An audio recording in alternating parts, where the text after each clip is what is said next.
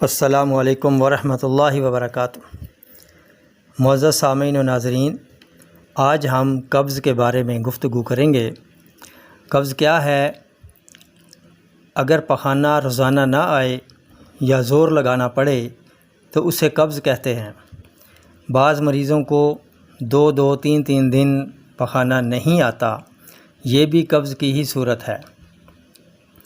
وجوہات میں کھانا ضرورت سے کم کھانا، آنتوں کی خشکی، ادویہ کا استعمال، السر و کینسر، قوت جاذبہ کا بڑھ جانا، لمبے بخار ہونا، ٹی بی کے مریضوں میں، پریگننسی میں، آپریشن کے بعد دواؤں کے استعمال سے اور جگر کے افعال میں تبدیلی وغیرہ سے، یہ اس کی وجوہات ہیں۔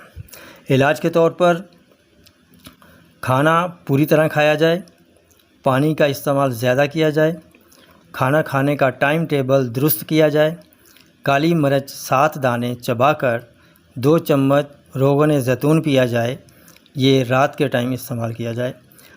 امرود پیٹ بھر کر کالی مرچ نمک لگا کر کھایا جائے۔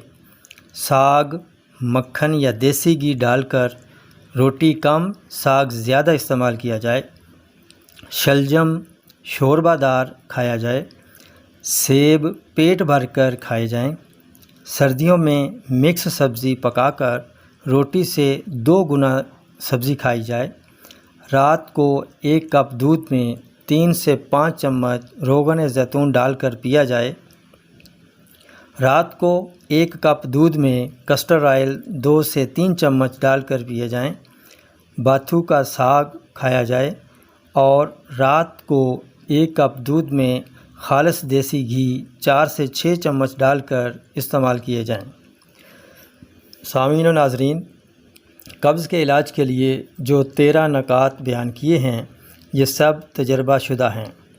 ان میں سے کوئی ایک بھی استعمال کر لیں تو فائدہ یقینی ہے انشاءاللہ۔